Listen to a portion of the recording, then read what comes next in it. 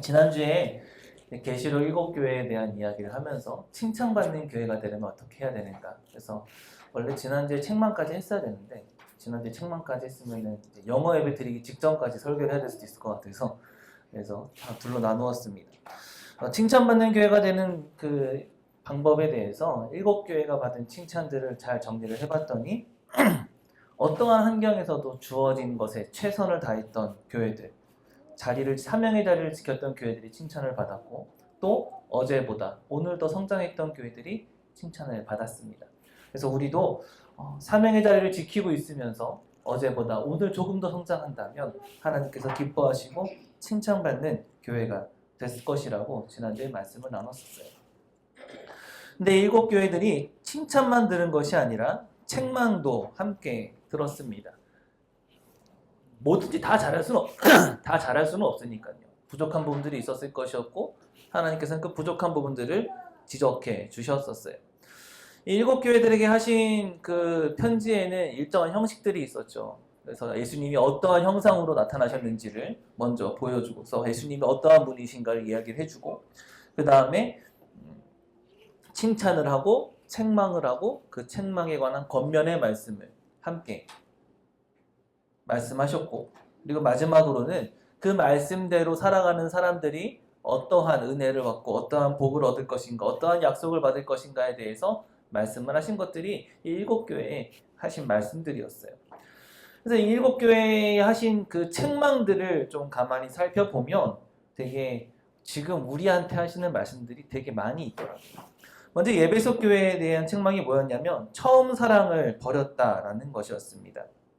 지난주에도 말씀드렸지만 이 에베소 교회는 악한 것들하고 되게 잘 싸웠던 교회였거든요. 악한 자들 용납하지 않고 이 거짓 사도들을 드러나게 했던 그러한 교회였어요. 얼마나 되게 믿음이 튼튼하고 견고했겠어요. 그렇게 하려다 보면 이 이단하고 잘 싸우려면 결국에는 사이비랑 잘 싸우려면 교회 안에서 뭐가 튼튼해야 되냐면 교리가 튼튼해야 되거든요. 그러니까 우리가 사실 신앙은 되게 단순하잖아요. 여러분 우리가 구원을 받기 위해서 필요한 건 무엇이죠? 기도? 찬양? 너는 다시 배워야겠다. 우리가 구원받기 위해서 필요한 건 아주 단순해요. 신앙생활의 알파와 오메가는 딱 하나예요. 예수님 믿으면 구원받습니다. 사실 이것보다 더 많은 게 필요하지 않아요. 이것만으로 이게 필요한 거고 이것만으로 충분한 거거든요. 근데 그렇다고 선포하게 되면 사람들이 어떻게 돼요? 이게 정말 다야?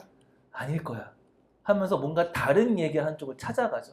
그래서 성경이 말씀을 딱 해놓으면 이거는 1 더하기는 2입니다. 라고 성경을 명확하게 설명해 주는 곳을 가면 사람들이 혹하게 돼요. 그게 어디예요? 신천지. 그런데 이런 에베소 교회가 그런 형식들, 그러한 체계들을 잘 잡았던 교회였다는 거죠. 근데 문제는 뭐였냐면 그게 너무 강해지다 보니까 이 처음에 우리가 왜 이거를 만들었는가를 잊어버리게 된 거예요. 사실 지금은 좀 신천지에 대한 말들이 조금 많이 약해졌죠. 근데 불과 한 10년 전만 해도 신천지가 얼마나 강성했었는지 그리고 교회에 얼마나 큰 해를 끼쳤는지. 근데 한 번은 제가 그 광명교회라는 교회에서 일을 할 때였는데 이 신천지 교회가요. 원래는 신천지 이름을 안 드러내잖아요. 근데 신천지 이름을 달고 교회를 낸 거예요. 광명교회에서 직선거리로 200m 거리에 광명교회라는 이름으로 교회를 낸 거예요. 그러니까 우리 교회 입장에서는 완전히 당황스럽죠. 그러니까 이 사람들이 이제 광명교회 그러면은 거기에서 오래된 그 광명교회 생각하는 게 아니라 신천지 광명교회 생각해보게 되는 거예요. 근데 그렇게 신천지 이름을 달고 신천지가 교회를 내오니까 어떤 일이 벌어졌냐면 신천지랑 싸우시는 분들 그분들이 와서 이제 거기서 이제 시위하고 막 그랬던 거예요. 얼마나 귀한 일을 하시는 거예요. 근데 그분들하고 제가 한번 이렇게 대화를 나눈 적이 있는데 안타까운 게 뭐였냐면 정말 귀한 일을 하시는 거거든요. 근데 그분들 마음속에 뭐가 있냐면 미움과 증오가 너무 컸어요. 왜냐면 자녀들을 뺏긴 분들이 많았거든요. 그러다 보니까 이분들이 뭐가 불만이었냐면 아니 이 광명교회가 정식교단이 그 광명교회 이름을 달고 왔으면 그 광명교회 와서 같이 시위를 해줘야지 뭐하고 있는 거냐 하면서 너무 이제 비난의 손가락을 기존에 있던 교회로 보낸 거죠. 그러니까 미움과 증오만 남은 거예요. 사실 왜 싸워야 하는가? 내가 이 싸움을 왜 시작했는가가 나중에는 다 잊어버리거나 뭐가 남냐면 미워하는 감정과 증오하는 감정만 남아있게 되는 거죠. 그러니까 이 에베소 교회 마음속에 처음에는 예수님을 향한 순수한 사랑을 지키기 위해서 거짓 선지자들과 싸웠었는데 나중에 뭐만 남은 거냐면 거짓 선지자들하고 싸우는 것만 남아있던 겁니다. 그들과 싸우기 위해서 만들었던 수많은 형식들과 수많은 예배들이 이제는 껍데기와 형식만 남아있던 거예요. 여러분, 우리나라가요, 다른 기독교를 믿는 나라들에 비해서 상당히 예배가 많습니다. 대부분의 서양 나라들은 어때요? 주일날 이 시간에만 딱 예배를 드리면 돼요. 근데 우리나라 예배가 많은 곳에 가면 어떤가요? 그나마 지금 우리는 예배를 좀 적게 드리는 편인 거예요. 일단 기본적으로 수요일에 저녁에 예배를 드려야 돼요. 그리고 금요일날 심야 기도 드려야 돼요. 그다음 매일 새벽에 새벽 기도도 드려야 돼요. 또 어떤 데는 토요일날 말씀 모임도 있어요. 어떤 데는 또 목요일날 찬양 집회도 있어요. 목요일날 다녀도 화요일날도 찬양 집회하는 데가 있어요. 결국에는 일주일 내내 모이는 곳들도 종종 있어요. 물론 다 필요한 것들입니다. 그런데 문제는 뭐냐면 처음에 교회를 딱 와서 시작하시는 분들, 신앙생활 시작하시는 분들이 어때요? 매일 같이 나와서 해야 된대요. 그러면은 신앙생활을 시작하는 게 너무 힘들고 어려워지는 거예요. 근데 우리가 그 예배를 왜 드리기 시작했는가를 생각을 해봐야 되는 거예요. 새벽 기도라고 하는 것이 이제 새벽 기도 강조하시는 분들이 예수님이 만드셨다라고 하시는 분들이 계세요. 맞아요. 예수님이 시작하신 것도 맞아요. 근데 우리나라에서 왜 유독 새벽 기도가 발전을 했는가를 생각해 보면 그거 생각하시는데 우리 옛날에 그 사극들 보면 엄마들, 여자들이 뭔가 간절한 소원이 생기면 뭐 해요? 그치, 그거 해요. 비나이다 이거예요. 뭐 해놓고 정한수 하나 떠놓고 새벽에 그 열정이 우리한테 있었어요. 근데 교회가 들어왔어요. 예수님이 나를 구원해 주셨대요. 얼마나 놀라운 복음이고 얼마나 놀라운 기적이에요. 그러니까 와, 내가 이 예수님 앞에 뭔가를 해야 되는데 일주일에 한 번만 예배를 드리래요.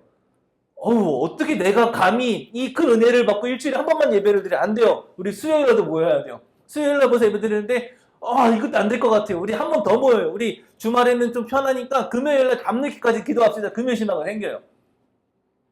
근데 이것도 안 될 것 같아요. 우리 하루의 시작을 기도로 시작합시다. 새벽 기도가 한 거예요.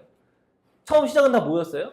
하나님을 향한 사랑과 열정을 가지고 시작을 했는데 지금 많은 교회들이 이거가 뭐가 되기 시작하냐면 짐이 되기 시작하는 거예요. 올무가 되기 시작하는 거예요. 이제는 함부로는 얘기하면 뭐 그런 게 이 모든 공예배에 참여하지 않은 사람들은 구원받지 않는 사람들인 거예요. 아니에요. 이거는 구원과는 별개의 문제라는 거예요.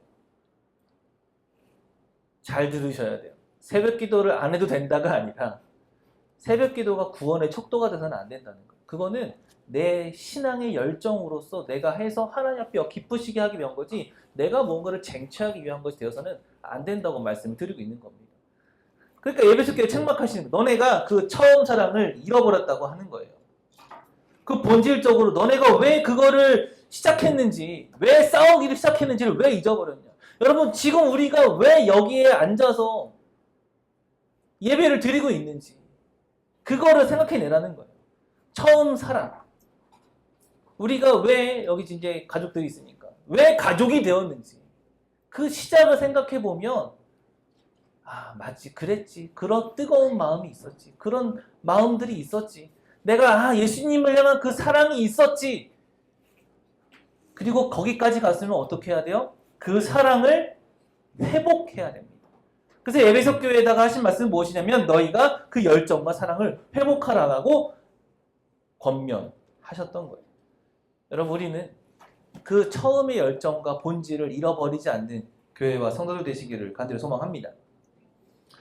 그 다음번에는 버가모 교회에다가 이야기를 합니다. 이 버가모 교회에다가 뭐라고 얘기를 하시냐면 발람의 교훈과 니골라당의 교훈을 지키는 자들이라고 그렇게 이야기를 해요.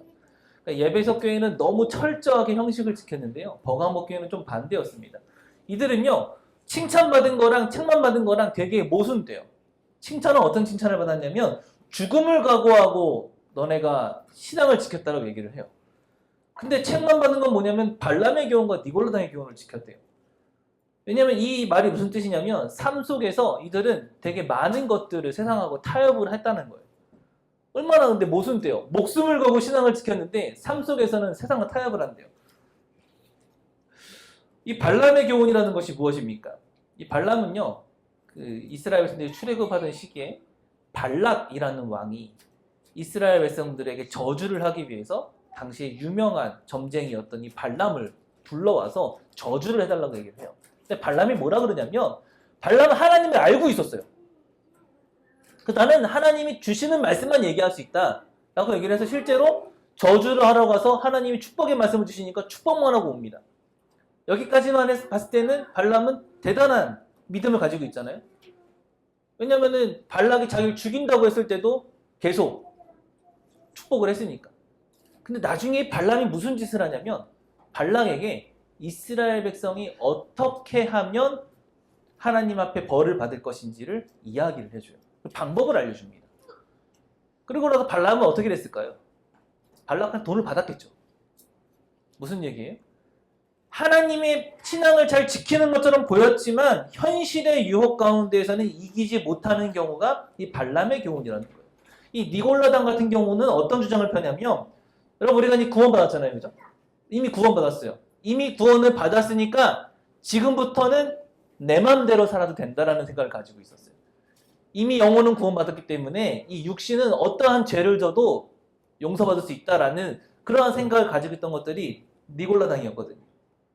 그러니까 이 버가목 교회에 하신 말씀은 무엇이냐면 여러분 우리가 지금 이 자리에 갑자기 누군가가 칼을 들고 와서 너 예수님 믿는다고 얘기하면 죽일 거야 라고 얘기를 했을 때 믿겠습니다 하고 죽을 수 있는 믿음을 가지고 있는 사람이라도요, 여러분 지금 누군가 와서 여러분들에게 2억을 딱 주면서 난 예수님 믿지 않겠어요 라고 얘기하면 2억을 드릴게요 라고 한다면 이 유혹에 넘어갈 수 있다는 거예요. 2억은 너무 작은가요? 제가 너무 간이 쪼갔나요? 한 10억 정도는 해야 될까요? 삶의 현실 속에서, 그쵸? 우리가 믿음으로 고백하잖아요. 내가 주님을 위해 죽겠습니다 라고 얘기하는데 우리가 살아가는 현실 속에서 직장 생활을 하면서 혹은 이 땅 가운데 살아가게 되면서요, 세상의 현실적인 유혹이 들어올 때에 쉽게 타협하는 경우들이 있다는 거예요. 그리고 그게 젖어가다 보니까 결국에는 그러한 괴리를 경험하게 된다는 거죠. 그러니까 버가목이 얘기하신 게 그거였어요. 너희가 극한의 외적인 협박과 위협에 대해서는 잘 믿음을 지켰지만 현실을 살아가는 가운데에서 너무 많은 타협을 하고 있다. 속히 회개하고 돌아오라고 하나님께서는 권면하시던 겁니다. 예배소 교회 하신 말씀하고 버가목 교회 하신 말씀하고 조금은 상충되는 것 같아요. 근데 여러분 결국엔 말씀하시는 건 단 하나예요. 하나님을 향한 그러한 본질적인 사랑과 그 믿음은 잃어버리지 말고 지키며 살아가라는 거예요. 보여지는 행동이 중요한 것도 아니고요. 그렇다고 그 보이는 행동이 중요하지 않은 것도 아니에요. 내가 어떠한 행동과 어떠한 것을 하든지 간에 그것이 하나님을 사랑하고 하나님을 향한 마음에서 시작되는 모든 것들이 되어야 한다고 권면하시는 겁니다. 우리는 그러한 모든 죄 가운데에서 돌이킬 수 있는 교회와 성도 되시길 바랍니다. 그 다음으로 이 두아디라 교회에 대해서는 이들이 거짓 선지자를 용납했다는 책망을 듣게 됩니다. 이들은 두아디라 교회는 처음보다 나중이 조금씩 성장했다고 칭찬받았던 교회였어요. 근데 이들이 그 사랑은 성장하고 믿음은 성장을 했지만 뭘 했냐면 그 안에 들어와 있던 거짓 선지자들을 몰아내지를 못했습니다.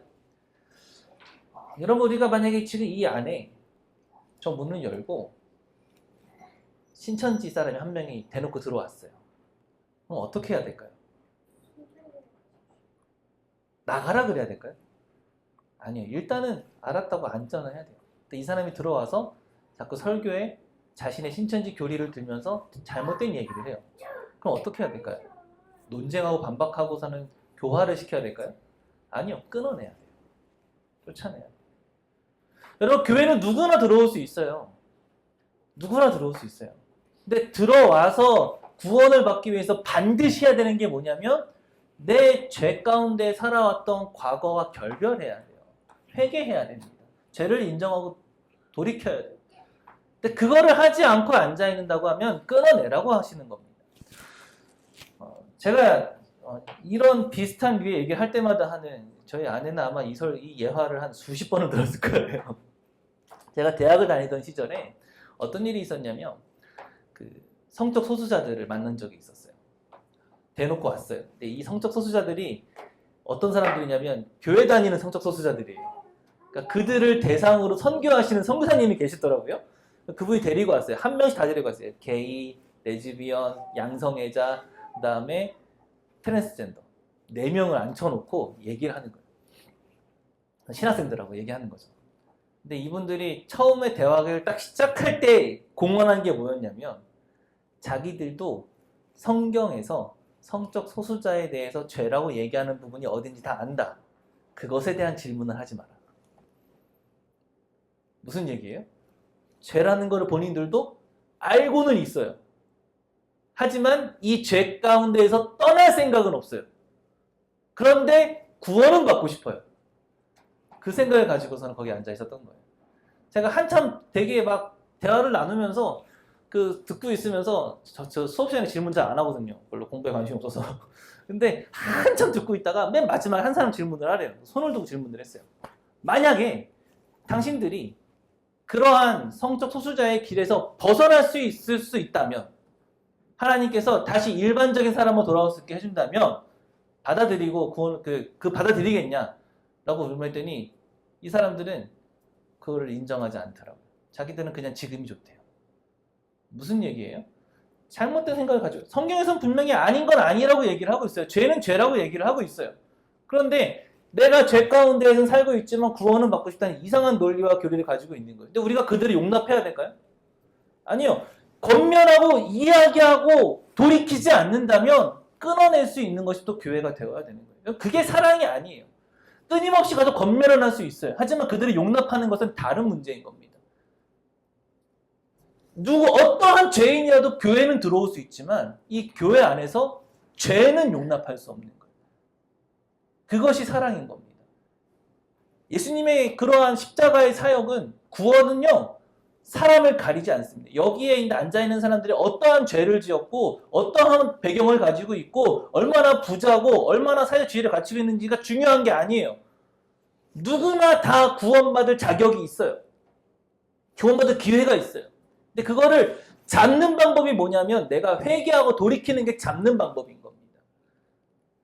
그게 하나님의 사랑이고 하나님의 평등이에요. 내가 아무리 극악한 죄를 지었다고 할지라도 이 자리에 들어와서 하나님, 내가 하나님 앞에 이 죄를 회개하며 진심으로 돌이킵니다 라고 고백하며 하나님을 용서해 주신다는 거예요. 그게 사랑인 거죠. 그런데 내가 여전히 죄 가운데 있으면서 맞아, 난 그래도 구원받을 수 있어 라고 얘기하는 것은 잘못된 교훈을 가지고 있는 거짓 선지자라는 겁니다. 그래서 여러분 분명히 제가 말씀을 드리는데 가끔 감리교 목사님들이 퀴어 축제, 2단 축제하는 데 성적 소수자 축제하는 데 가가지고선 축복기도 하고 막 같이 하면서 이게 막 예수님 사랑이라고 얘기하잖아요. 그건 잘못된 거예요. 분명히 말씀드립니다. 성경에서 분명히 죄라고 얘기를 하고 있는 거고요. 그거는 우리가 알고 가야 돼요. 그거를 못한 교회가 두아디라 교회라는 거예요. 사랑이라는 이름으로 모든 걸 다 아니요. 궁극적인 목적은 교회와 신앙의 궁극적인 목적은 내가 하나님을 기쁘시게 하고 하나님 편으로 돌아서는 게 궁극적인 겁니다. 여러분 그 사실을 잊지 않게 되시길 바랍니다. 이제 다음 교회들은 무서운 교회들이에요. 이 사대 교회 같은 경우에는요. 하나님께서 이렇게 얘기하시는데 온전한 부분을 찾지 못했다. 이러한 책망 듣는 교회들은 진짜 무서울 것 같아요. 너희가 살았다고는 하지만 죽은 교회다 라고 이야기를 하는 거예요. 이 사대교회 같은 경우에는요. 특별한 위협이나 고난과 어려움이 다른 교회들에 비해서 적었다고 합니다. 그러니까 주변에 위협이 적었다는 거죠. 그런데 그렇게 되면서 어떤 일이 벌어지냐면 스스로 너무 많은 것들을 타협하게 된 거고요. 위협이 적었으면 어떻게 해야 돼요?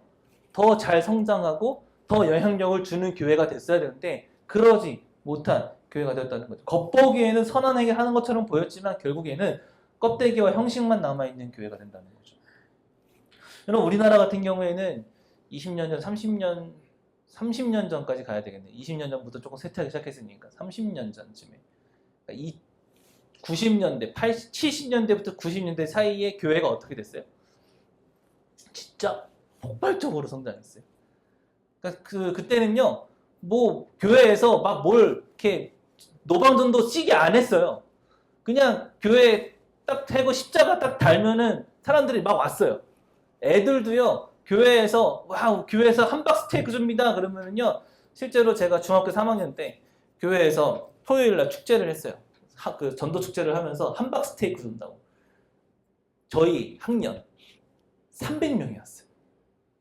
300명. 한 학년. 그게 몇 학년이네? 12개 학년. 얼마나 교회가 꽉꽉 들었다는 거예요. 그랬었어요.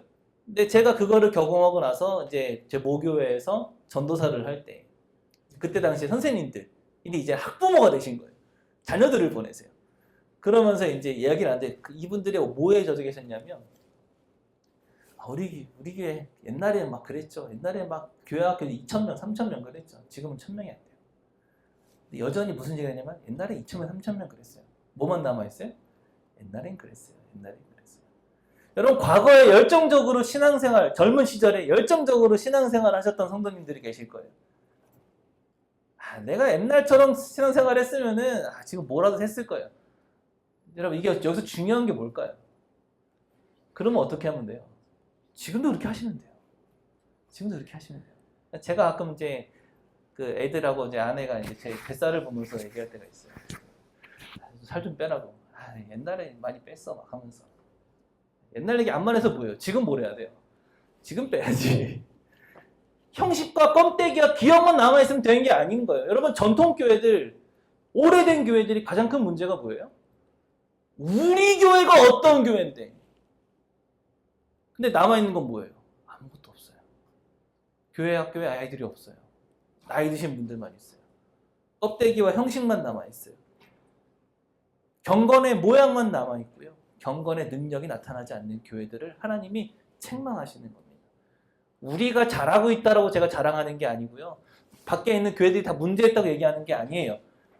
우리가 이러한 책망을 듣지 않으려면 경건의 능력이 나타나는 교회, 경건의 능력이 나타나는 성도가 되어야 한다는 겁니다. 옛날에 그렇게 열심히 강렬하게 정말로 열정적으로 신앙생활 하셨나요?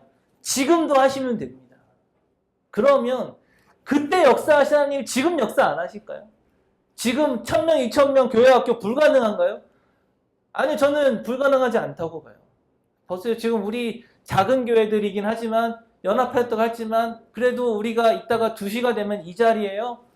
20명 되는 아이들이 넘는 아이들이 여기서 예배를 함께 드려요. 얼마나 놀라운 일이에요.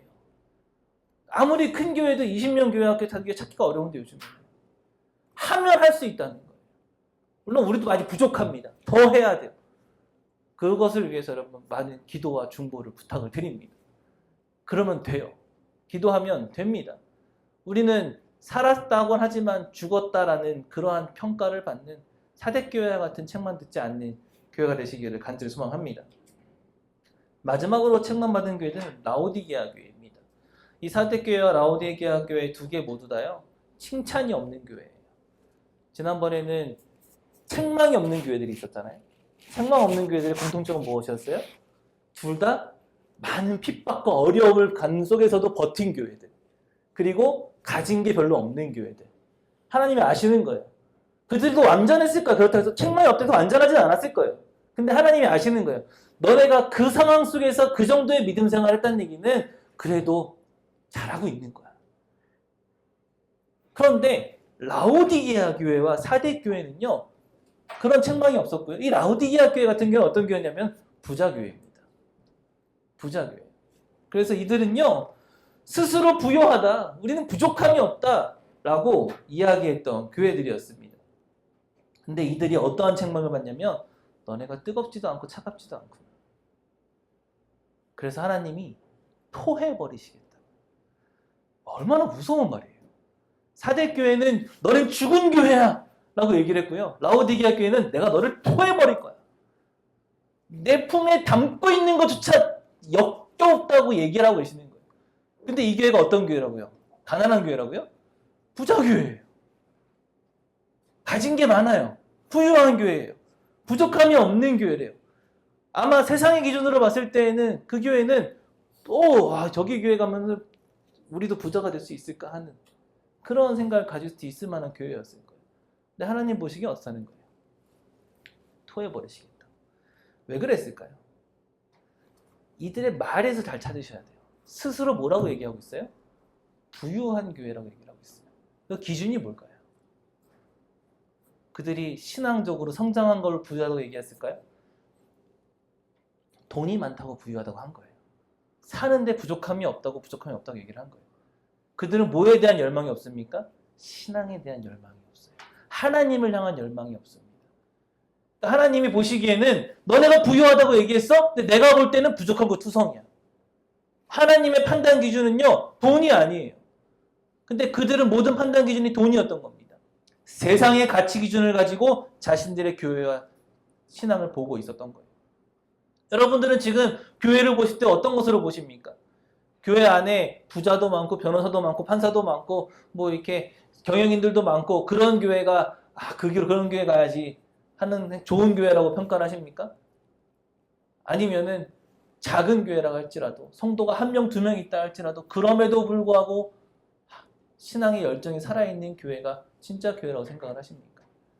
맨날 전기세 낼 걱정하고 있고 월세 낼 걱정하고 있고 아니면 우리 교회처럼 불나서 교회 건물도 없어가지고 다른 교회에 와서 예배 드리고 있고 이런 게 문제가 있는 교회일까요? 아니에요. 이건 판단 기준에 들어가지가 않는다는 거예요. 불나서 교회가 없어도 칭찬받는 교회가 될 수도 있고요. 불나서 교회가 없어도 책망받는 교회가 될 수도 있어요. 중요한 건 돈이 많냐? 뭐 사람이 많냐? 뭐 겉보기 좋아 보이냐? 이거는 기준이 아니라는 겁니다. 기준이 뭐예요? 하나님이 보시기에 기뻐할 수 있을 만한 행동을 하고 있는 내가 하나님을 향한 지금 열정을 가지고 있느냐.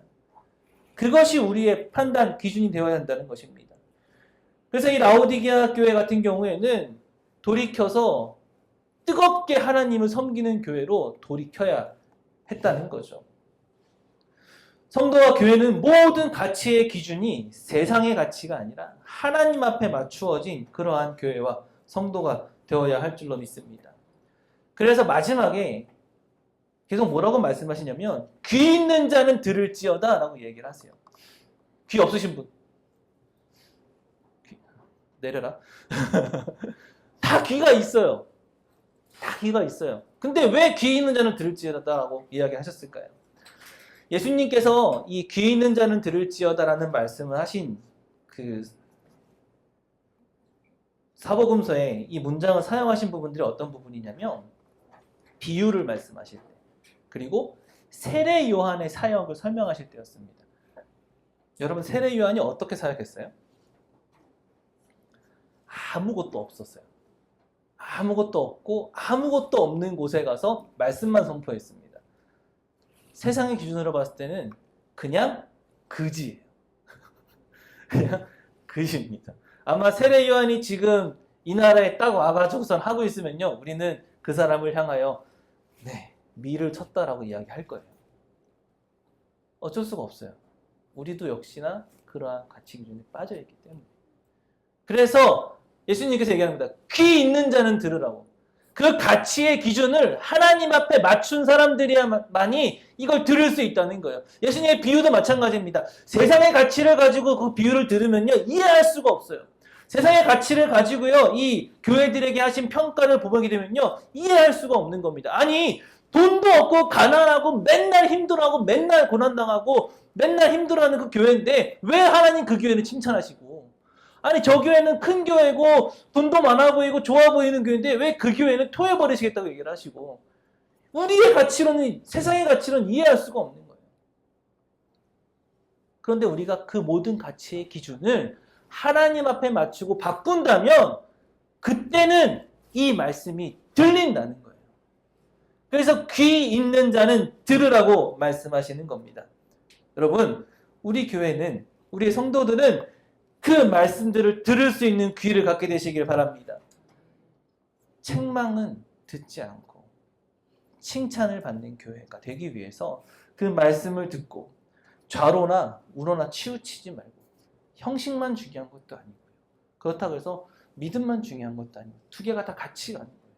무엇을 위해서요? 하나님을 위해서요. 우리의 사명을 위해서요. 모든 최고의 가치를 하나님 앞에 두고 그 하나님께서 주신 사명을, 복음 전파의 사명을 우리의 삶의 가장 최우선으로 두는 삶을 살아서 정말로 하나님께서 칭찬하시고 기뻐하시는 교회, 그리고 그 교회는 성도들이 만들어가는 거죠. 그러한 성도들 되시기를 간절히 소망합니다. 기도하겠습니다.